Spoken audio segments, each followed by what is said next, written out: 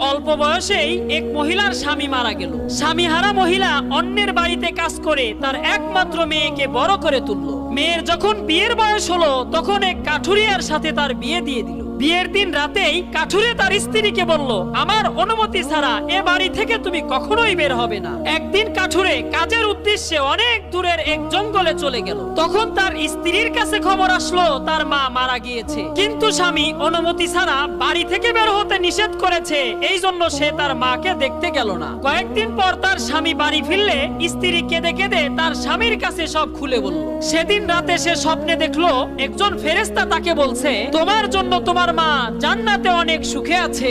সেদিন যদি তুমি স্বামীর কথা অমান্য করে তোমার মাকে দেখতে যেতে, তাহলে তোমার মাকে সেই পাপের ভাগীদার হতে হতো। বন্ধুরা, আল্লাহ ছাড়া যদি কাউকে সেজদা করা যেত, তাহলে সেই স্থান স্বামীরাই পেত। এই জন্য স্বামীর অবাধ্যতা